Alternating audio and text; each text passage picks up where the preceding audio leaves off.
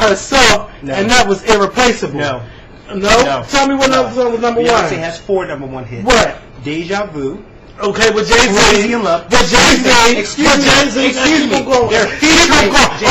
but it's not by herself. When you get to the top, I want to see you by yourself. Okay. Irreplaceable. Okay. You're on my show and you're cutting me off, but you want me to respect you. Where's the respect? Respect. No, what you had to say. No, I'm not saying that. When I leave, you can talk to the camera all you want when I'm not here. But excuse me, I'm not finished. I'm not finished. Sorry, y'all. Janet had 7 singles that debuted within the top 5 of the Hot 100 charts. My bad. And then Janet has sold more albums than Beyonce and Destiny's Child combined. If you want to be for real. Actually, no. And then Destiny's Child has sold over 50 million. And Janet has sold over worldwide. And Janet has sold over 100. Beyonce alone albums by herself.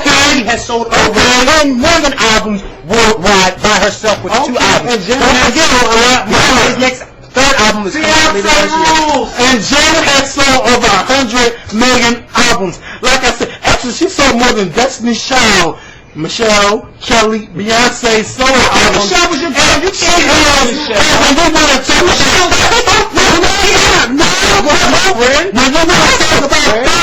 When you want to talk about facts, fact is fact. And I have to be honest. That's one thing that I've always done the whole life. Singer of the best. Okay, but sometimes it felt like Beyonce was the only singer of the group. Kelly and Michelle needs to step the Don't say that.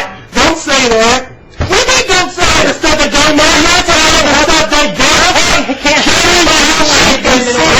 Wait. You want to let me talk. I forgot. You know Beyonce's success. No, I cannot blame Matthew Knowles for Beyonce's success. But what I will say is, when Beyonce first came out with her first solo single, it was Work It Out. That shit flopped. When it flopped, they pushed her album back. Kelly had a number 1 song with Nelly. Excuse me. No. Let me finish. That was on the last hour. Let me finish. Let me finish. Dilemma wasn't even Kelly's song. That was Nelly's song. Let me finish. That's the number 1 hit. But I never have the number 1 hit. Okay, but will you let me finish? You're talking about Jay-Z being featured in Beyonce's song. Kelly was featured in Nelly's song. That's not Kelly's song. Get your phone straight. Let me get to Janet since that's the only one I want to know about. We gotta go back. Anything about Destiny's Child. But we definitely have to go back. And please don't cut me off. Let me just speak my piece on. I'm not finished. Let me speak my piece on what I have to say. There's liquor in that cup too. It really is Jesus juice. Excuse me. If Michael could call it Jesus juice, that's what I call it. That's not Jesus juice. It's I'm stuck on Janet Jackson's ass juice. Okay, I can eat Janet ass all day juice. Let me tell you something right now. You gonna let me finish what I have to say.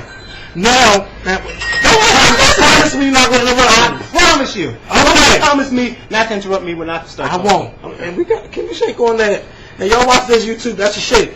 Okay. Now let's talk about Beyonce's first venture as a solo artist.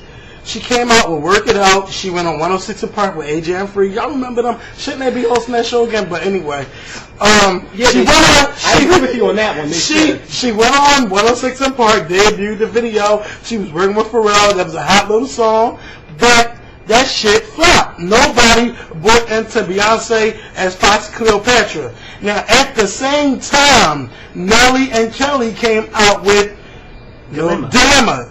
No matter what I do, all I think about is you. Because I didn't even know that song about Dilemma.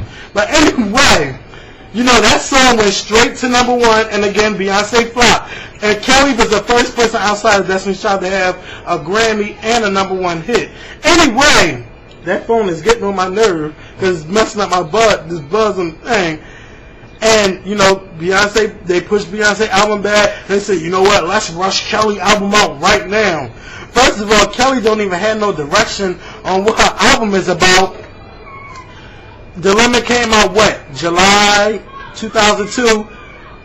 And Kelly's album was out in October. And it only debuted at number 11. Which gave Beyonce about, 9 months to get it together again to come out with Crazy in Love. And Crazy in Love went straight to number 1 with Jay-Z on it. It did go to number 1. But they re-strategized that album to make sure that it didn't get released. Because if the real Destiny Child fans know, Beyonce album was supposed to come out before Kelly Rowland's album. Now, I'm crazy. Are you finished? Please, I'm finished. If you want to talk about how it's supposed to go, it's supposed to be Michelle, then Beyonce, then Kelly Rowland. And it didn't go in that order. Now, come on, I'll let you go. Okay. Even though it's supposed to be Janet Jackson with Beyonce, I'm going to let it go. It's my turn. Go ahead. First of all, Michelle had the number 1 gospel album when they first came out back in 2002. Ooh, Secondly, July. When did you say Dilemma came out? In July 2002. And when did her album come out? In October 2002. In October 02. Okay, July, August, September, October. Okay, that's 3 months. First of all, like I said before, Kelly was working on Nelly's song Dilemma. Exactly. Okay. Who can stop that? I mean, okay, she should have been focused on her own album. Okay. Exactly. Secondly, Work It Out was not on Dangerously in Love. It wasn't. It was on the Austin Powers soundtrack. Is it my turn? It was my turn. I forgot. Oh my God! Is it my turn? Oh, it is. Anyway, Work It Out was not on Dangerously in Love, nor was it supposed to be. It was supposed to be on the soundtrack that it was on. The Austin Powers soundtrack. Okay? First of all, when Crazy in Love came out, everyone was over Dilemma. Dilemma was sold 2002. Now, fast forward all the way to 2008. People are still shaking their bumps to oh. And nobody really cares about Dilemma anymore because that's what it was. It was a dilemma to try to ease Kelly Rowland along. Please, everyone knows who is the true singer in that group. Beyonce. I'm not finished. I can see you about to say something. I love Beyonce. I love Kelly. I love Michelle. The three of them together make music that no other group has ever made before. They are the best group of all time. But when you separate the three of them, you cannot compare the three of them together. It's no way, no how. You know why? Because people will pay to see Beyonce in concert at the drop of a hat. Whereas though, I'm not finished. Whereas though Kelly Rowland had to cancel her tour in 2007 because of low ticket sales. It is also rumored, for those of you who have not heard this rumor, that Kelly Rowland's team was selling tickets in some cities for less than $1 because her ticket sales weren't going anywhere. $1. Can you believe that? $1. That's how much she was selling her tickets for.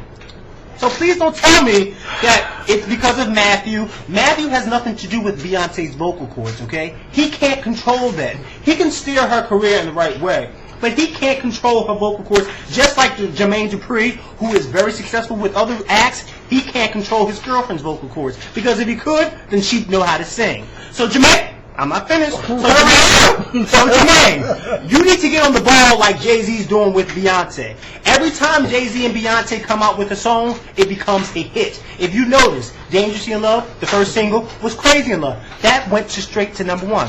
Deja Vu on Beyonce's V-Day album, that went straight to number 1. If Beyonce is smart, which she is, her third album and her third single, she should come out with a song with Jay-Z. Hey, did you say Deja Vu went to number 1? Yes, it did. Not in the U.S.? Now you want to go into your iPhone and look. Last time I checked, Deja Vu was not a number 1 single in the United States. If I'm wrong, I'm wrong.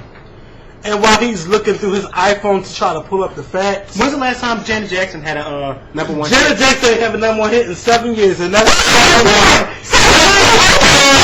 that is fine with me. Oh my God! Can I say something? You're lying. I swear. I swear, and then I'll shut up. Okay. You said Janet Jackson hasn't had a number 1 hit in 7 years. Beyonce has been out ever since 1997, and almost out of every year or every other year that she's come out with an album, she's had a number 1 hit. That is a shame. Here is the but, and here is the but. Janet Jackson did not have a #1 hit because she can't sing. No, that's not the truth.